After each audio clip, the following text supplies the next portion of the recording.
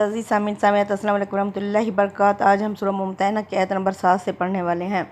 پیچھے کیا تھا؟ پیچھے اللہ تعالیٰ نے صحابہ کو جو کمزور ایمان والے تھے اور جن کے اہل و احباب مکہ میں تھے جو ابھی ایمان نہیں لائے تھے اور یہ ان کی محبت میں ان کی طرف دوستی اور محبت کے ہاتھ بڑھا رہے تھے، تعلقات قائم کرنا چاہتے تھے، تو اللہ تعالیٰ نے منع کر دیا۔ اللہ نے فرمایا کہ جب تم میری راہ میں نکلے ہو جہاد کے لیے تو حضرت ابراہیم علیہ السلام کا طریقہ اپناؤ، جو اپنے ابا کو الوداع کہہ کے آئے تھے اور پیچھے پلٹ کر بھی نہیں دیکھا تھا، تو تمہارا بھی رد عمل اس طرح کا ہونا چاہیے، نہ کہ تم ان سے دوستی یا محبت کی ہاتھ بڑھاؤ۔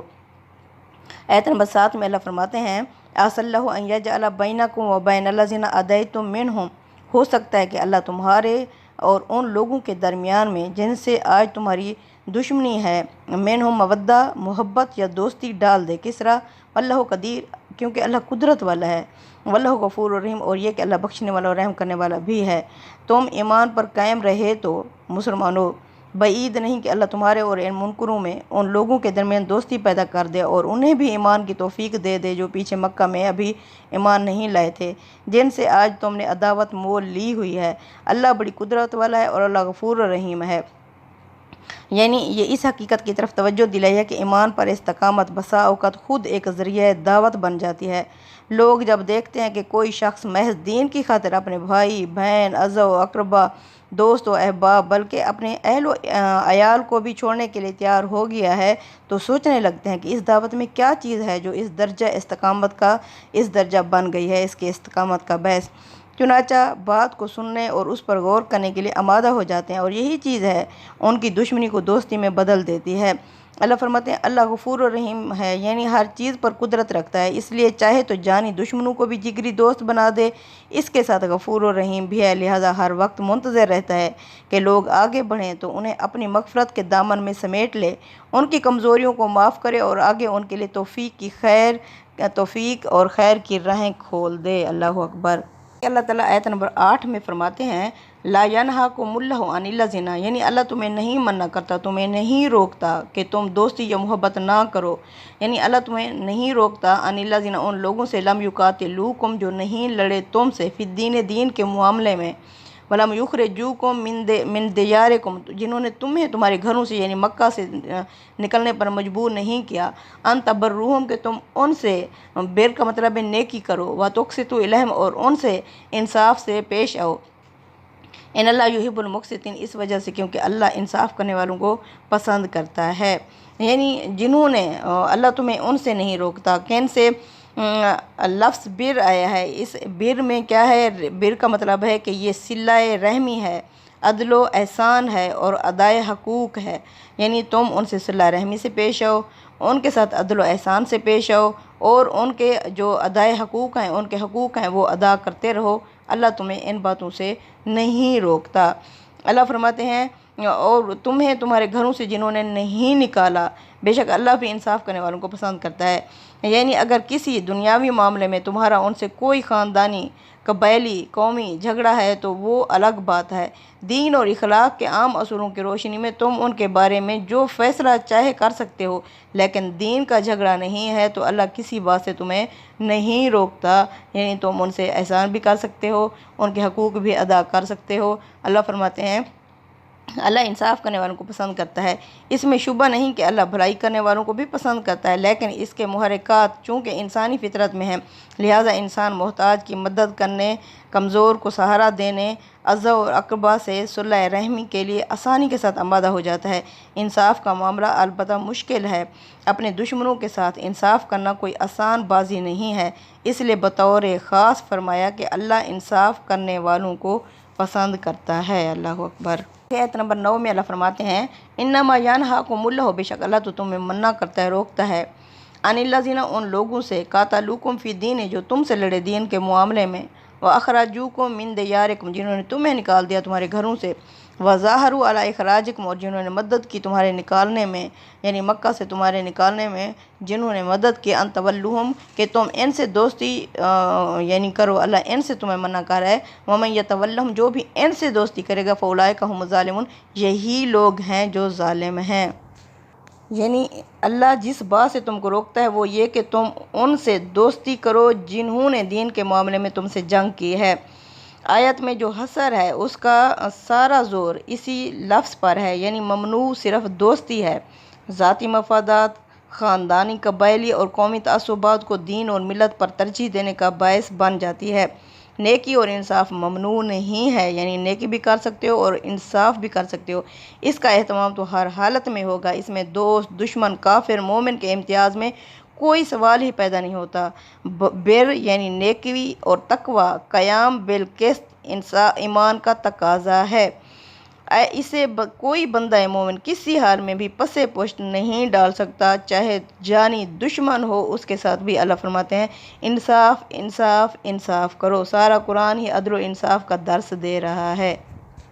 یعنی اللہ فرماتے ہیں اس کے باوجود بھی تم ان سے دوستی کرو گے، فَأُولَٰئِکَ هُمُ الظَّالِمُونَ، یہی لوگ ظالم ہیں۔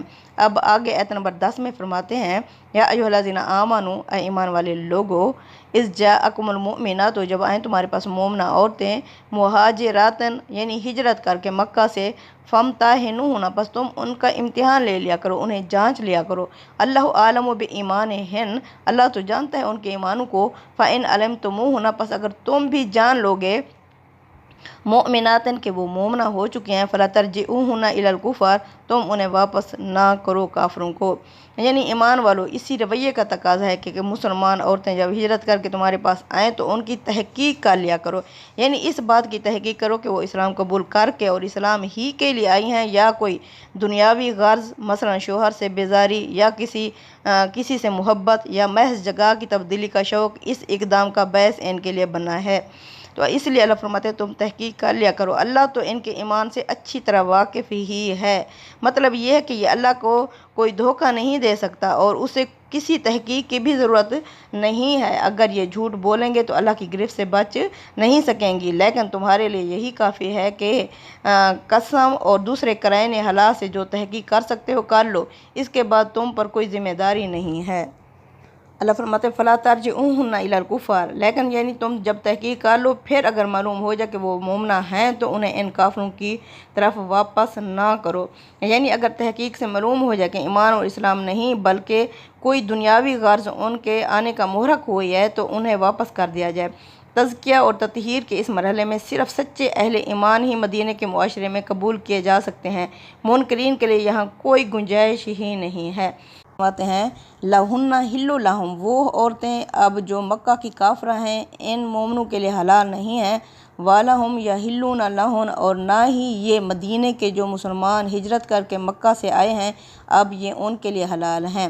وَآتُوهُمْ، دو ان کو، مَا أَنفَقُوا، جتنا انہوں نے اپنی کافر بیویوں پر خرچ کیا تھا انہیں دے دو۔ وَلَا جُنَاحَ عَلَيْكُمْ، نہیں گناہ تم پر، أَن تَنكِحُوهُنَّ، اب تم جب یہ معلوم ہو چکا ہے کہ یہ واقعی مومنہ ہو چکے ہیں تو ان سے نکاح کر لو۔ إِذَا آتَيْتُمُوهُنَّ أُجُورَهُنَّ، جب تم انہیں ان کا مہر ادا کر دو۔ وَلَا تُمْسِكُوا بِعِصَامِ الْكَوَافِرِ، اور تم بھی مت روکے رکھو اپنی عصمت میں، اپنی عزت میں، اپنے نکاح میں اپنی کافر بیویوں کو جو مکہ میں رہ گئی ہیں، ہجرت کر کے نہیں آئیں اور نہ ہی وہ ایمان لائی ہیں۔ تو وَاسْأَلُوا، اور تم مانگ لو، مَا أَنفَقْتُمْ، جتنا تم نے ان پر مہر دیا تھا، ان پر خرچ کیا تھا۔ وَلْيَسْأَلُوا، اور کافر کو چاہیے، مَا أَنفَقُوا، کہ وہ تم سے مانگ لیں جتنا تم لوگوں نے اپنی کافر بیویوں پر خرچ کیا تھا۔ ذَلِكُمْ حُکْمُ اللَّہِ، یہ اللہ کا حکم ہے، اللہ کا فیصلہ ہے۔ يَحْكُمُ بَيْنَكُمْ، اللہ فیصلہ کرے گا تمہارے درمیان کرتا ہے۔ وَاللَّهُ عَلِيمٌ حَكِيمٌ، یہ کہ اللہ علم والا اور حکمت والا ہے بے شک۔ یعنی کہ اللہ فرماتے ہیں تم پر کچھ گناہ نہیں، اب اگر یہ واقعی مومنہ ہو چکے ہیں تو تم ان سے نکاح کر لو۔ یہ مزید وضاحت ہے کہ جو عورتیں مسلمان ہو کر مدینہ آ جائیں ان کے نکاح ان کے سابق شوہروں کے ساتھ آپ سے آپ ختم ہو جائیں گے، انہیں کسی طلاق کی یا اولیاء سے اجازت کی ضرورت نہ ہوگی، لہٰذا اگر وہ چاہیں تو ان کے مہر واپس کر کے بغیر کسی تردد کے تم ان کے ساتھ نکاح کر سکتے ہو۔ اللہ فرماتے ہیں بشرط یہ کہ ان کے مہر انہیں ادا کرو، یعنی جو مہر ان کے سابق شوہروں نے دیا تھا وہ بھی واپس کیا جائے گا اور نکاح کرنے والا عورت کو بھی اس کے نکاح کا مہر ادا کرے گا جو اب نیا اس کا شوہر بنے گا۔ اللہ فرماتے ہیں اور انہوں نے جو ان بیویوں کو دے رکھا تھا جو مسلمان ہو کر آئی ہیں وہ بھی واپس مانگ لیں۔ یعنی جو عورتیں تمہارے نکاح میں تھیں لیکن مکہ میں ہی رہ گئیں اور ابھی تک مسلمان نہیں ہوئیں، ان کے نکاح بھی تمہارے ساتھ کل عدم ہو جائیں گے، اور ان کی عصمتوں کے مالک نہ بنے رہو بلکہ انہیں اپنے نکاح کی قید سے آزاد کر دو۔ رہا ان کا مہروں کا معاملہ تو ان کا مبادلہ کر سکتے ہو، یہی انصاف کا تقاضا ہے، اس سے مسئلہ بھی حل ہو جائے گا اور کسی کا نقصان بھی نہیں ہوگا۔ اللہ فرماتے ہیں واللہ علیم حکیم، اور اللہ علم والا اور حکمت والا ہے۔ یہ پورا حکم اس قضیے کا فیصلہ بھی ہے جو معاہدہ حدیبیہ کی ایک دفعہ کے بارے میں پیدا ہو گیا تھا۔ اس دفعہ کا مضمون یہ تھا کہ قریش میں سے کوئی شخص مسلمانوں سے جا ملے گا تو اگرچہ وہ اسلام بھی لا چکا ہوگا لیکن مسلمان اسے واپس کرنے کے پابند ہوں گے۔ اس کے برخلاف کوئی مسلمان اگر قریش سے آ ملے گا تو وہ اس کو واپس کرنے کے پابند نہیں ہوں گے۔ مسلمانوں نے مردوں کی حد تک تو اس دفعہ کو قبول کر لیا مگر عورتوں کے معاملے میں اسے صریحی تسلیم نہیں کیا اور صاف کہہ دیا کہ شرط مردوں کے بارے میں تھی نہ کہ عورتوں کے بارے میں۔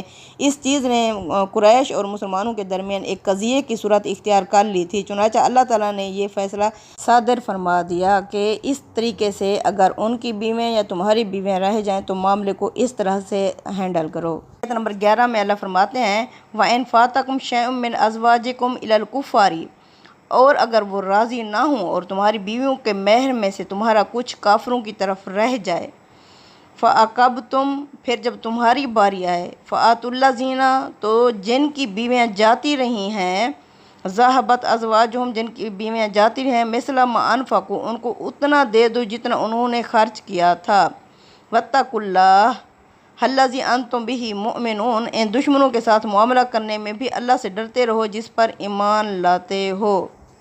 یعنی میری استاد محترم مسز انور کھوسہ وہ اس کا ترجمہ اس طرح کرتی تھیں، انہوں نے کہا ہے کہ جب پاکستان بنا تھا تو عورتیں دشمنوں کے ہاتھ میں آ گئی تھیں، تو جب وہ واپس کر دی گئی تھیں تو کیا ہوا تھا، مسلمانوں نے انہیں قبول کرنے سے انکار کر دیا تھا۔ پھر کیا تھا، عورتوں نے دھڑا دھڑ خودکشی کی تھی کیونکہ وہ نہ وہاں کی رہی تھیں اور نہ کوئی یہاں قبول کر رہا تھا، تو اس کا ترجمہ اس طرح کرواتی ہیں وَإِنْ فَاتَكُمْ شَيْءٌ مِّنْ أَزْوَاجِكُمْ، اور تو ہماری بیویوں میں سے کوئی اگر کافروں کے ہتھیں چڑھ گئی ہے، إِلَى الْكُفَّارِ، کافروں کے ہتھیں، فَعَقَبْتُمْ، پھر اگر تمہیں واپس دی جائے، فَآتُوا الَّذِينَ، تو تم دو ان لوگوں کو، ذَهَبَتْ أَزْوَاجُهُمْ، جن کے پاس یہ تمہاری بیویاں تھیں، یعنی مثل ما انفقوا، اتنا انہیں دے دو جتنا انہوں نے اس دوران میں ان پر خرچ کیا تھا، یعنی بجائے اس کے کہ نہ انہیں قبول کرو بلکہ قبولیت کے ساتھ ساتھ ان کو وہ خرچہ بھی دے دو جو ان کے پاس یہ رہی تھیں اور انہوں نے ان پر خرچ کیا تھا۔ وَاتَّقُوا اللَّهَ، اور اللہ کا تقوی اختیار کرو، الَّذِي أَنْتُمْ بِهِ مُؤْمِنُونَ، وہ ذات جس پر تم ایمان رکھتے ہو۔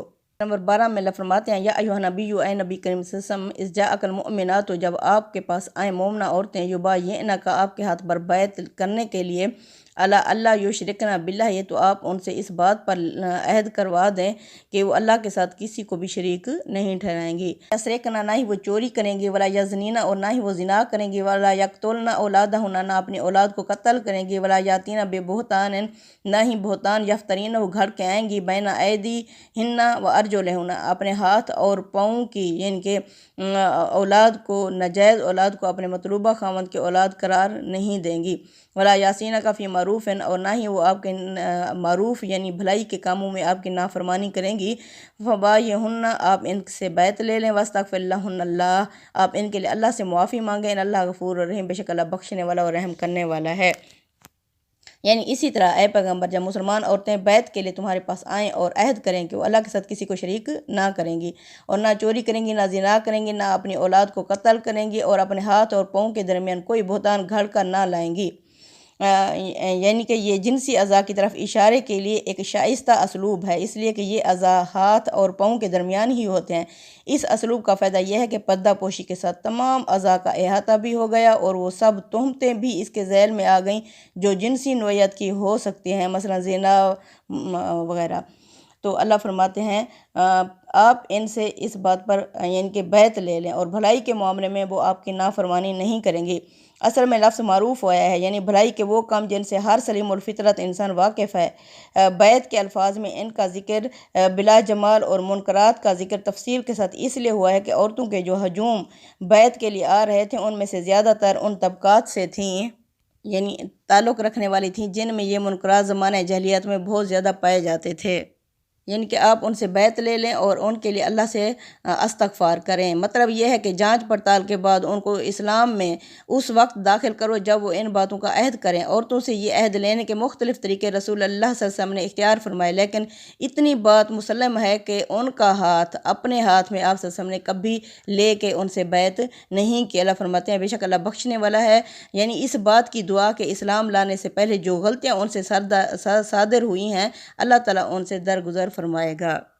آگے آیت نمبر 13 میں اللہ فرماتے ہیں یا ایھا الذین آمنوا، اے ایمان والے لوگو، لا تتولوا قوما، تم نہ دوستی کرو اس قوم سے غضب اللہ علیہم جن پر اللہ کا غضب ہوا ہے۔ غضب کن پر ہوا؟ یعنی یہود کے ساتھ۔ یہ تعبیر قرآن میں انہی کے لیے اختیار کی گئی ہے کہ ان پر اللہ کا غضب ہوا۔ قد یئسوا من الآخرۃ، یقیناً وہ مایوس ہو چکے ہیں آخرت سے، یعنی وہ آخرت سے اس طرح مایوس ہو چکے ہیں، کس طرح؟ یعنی زبان سے آخرت کا اقرار کرنے کے باوجود اپنی حرکتوں کی وجہ سے ان کے متوقع نہیں رہے کہ ان میں